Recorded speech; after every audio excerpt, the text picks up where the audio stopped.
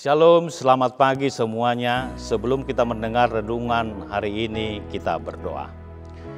Terima kasih Tuhan, Engkau kembali memberikan berkat karunia kepada kami di penghujung bulan ini. Kami boleh percaya dan yakin bahwa Tuhan masih menyediakan hari-hari yang panjang untuk kehidupan kami. Oleh karena itu kami memohon kepadamu, lindungi dan tuntunlah kami agar kami seturut dengan firman Tuhan.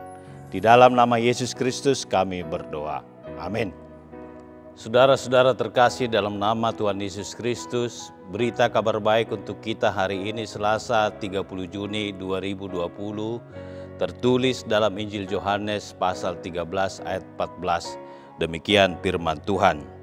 Jikalau aku membasuh kakimu, aku yang adalah Tuhan dan gurumu, maka kamu wajib saling membasuh kakimu. Melayani dengan kerendah hatian. Injil Yohanes mencatat banyak hal tentang pelayanan Yesus di daerah Yudea dan Yerusalem. Injil Yohanes ini dipandang memiliki perbedaan serta keistimewaan tersendiri dengan Injil lainnya, karena penekanan penulisannya lebih kepada keilahian dan sifat kemanusiaan Yesus. Yohanes bersama Petrus dan Yakobus adalah 3 dari 12 murid Yesus yang sering memanfaatkan waktu-waktu khusus untuk berdialog, berdiskusi dengan Yesus. Akhirnya mereka memiliki kedekatan pribadi dengan Yesus Sang Guru. Hubungan yang personal dan akrab inilah yang membuat Yohanes semakin mampu mengungkap lebih lengkap serta lebih sempurna rahasia kepribadian Yesus sebagai Sang Guru, Sang Firman Tuhan dan kebenaran. Dalam penulisannya tergambar juga secara jelas bahwa ada kesatuan yang kuat dan terikat antara Bapa dan Anak. Kesempurnaan penulisan ini juga semakin memudahkan kita untuk memahami Injil Yohanes karena tampak sekali cukup aplikatif dengan kehidupan kita sehari-hari. Bapak, Ibu, saudara-saudara yang saya kasihi, dalam konstruksi bangunan tubuh, kaki adalah bagian tubuh yang paling terendah, namun memiliki fungsi dan peran yang sangat penting, baik sebagai alat penggerak, penyangga tubuh, juga berfungsi menjaga keseimbangan saat tubuh berdiri atau berjalan. Meskipun sering luput dari perawatan dan sering dikaitkan dengan ketidakbersihan, kaki adalah pusat saraf-saraf yang berhubungan langsung dengan organ tubuh lainnya sampai otak di bagian kepala. Hubungan saraf kedua organ tubuh inilah bukti awal bahwa sesungguhnya sudah ada hubungan yang melekat dan terstruktur antara bagian tertinggi dan bagian terendah. Idealnya, kedua organ tubuh ini harus saling mengerti, saling memahami, sehingga tercipta gerakan satu irama dalam sebuah harmonisasi pergerakan yang indah. Namun saudara-saudara, ketika hubungan saraf antara otak dan kaki tidak sejalan lagi atau tidak berfungsi dengan baik, inilah yang disebut penyakit. Prosesi pembasuhan kaki yang dilakukan Yesus kepada kedua belas muridnya yang bertepatan dengan perjamuan Paskah bangsa Israel untuk memperingati hari keluarnya bangsa Israel dari tanah perbudakan Mesir. Ritual pembasuhan kaki ini menjadi sesuatu yang luar biasa karena dilakukan seorang yang luar biasa kepada orang-orang biasa.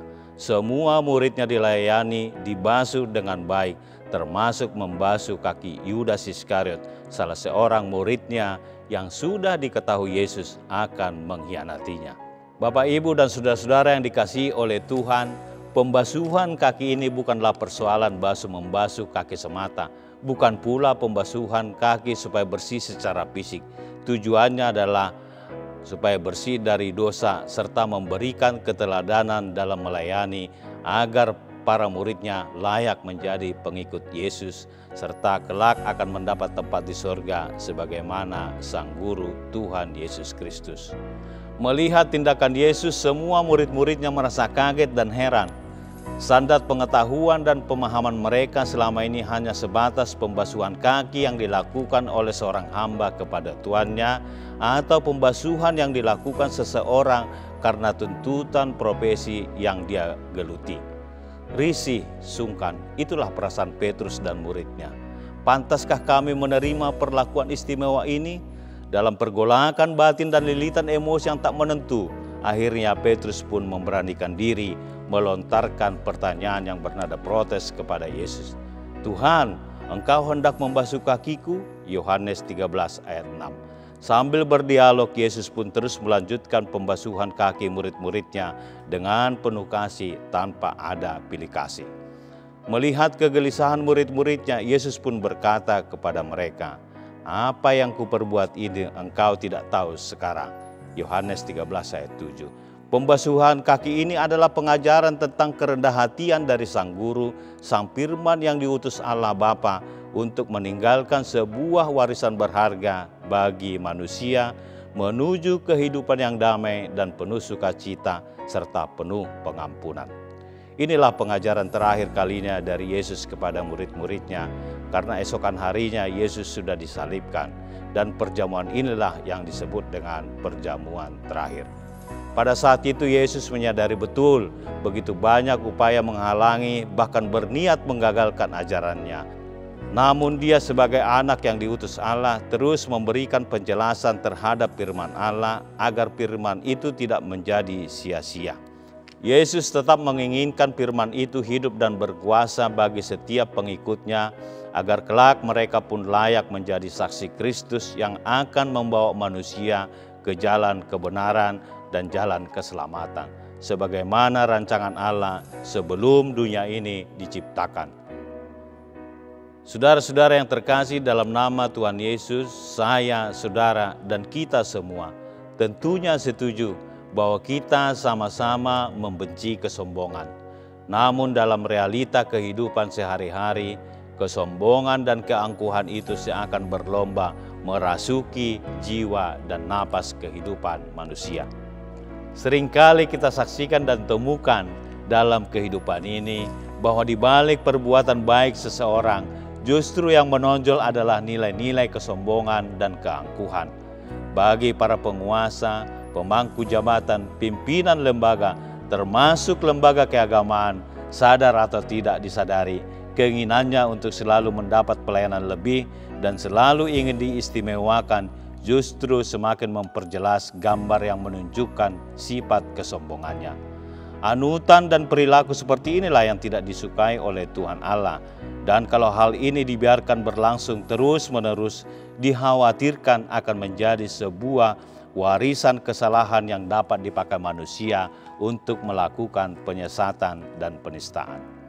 Melalui firman Tuhan hari ini, Yesus Sang Guru, Tuhan dan Maha Kebenaran, mengajak kita merenungkan ternyata di balik tindakan yang benar harus ada ajaran yang benar. Pelayanan yang bertujuan meninggikan diri serta berorientasi mengejar pengakuan terhadap jati diri adalah sebuah pelayanan yang dapat merusak sendi-sendi moralitas dan nilai-nilai keimanan baik diri sendiri maupun diri orang lain. Yesus pun tidak menginginkan hal ini sebagaimana perkataannya dalam Injil Yohanes pasal 13 ayat 16. Sesungguhnya seorang hamba tidaklah lebih tinggi daripada tuannya, ataupun seorang utusan daripada dia yang mengutusnya. Sekaligus kita diingatkan tentang misi pelayanan Yesus di dunia ini yang menjadi dasar menjalankan pelayanan sebagaimana yang tertulis dalam Injil Markus pasal 10 ayat 45, melayani bukan untuk dilayani. Kata wajib pada nats renungan kita hari ini adalah sebuah perintah dan petunjuk tanpa ada tawar-menawar, agar senantiasa para murid dan pengikutnya tetap setia dengan firman Tuhan.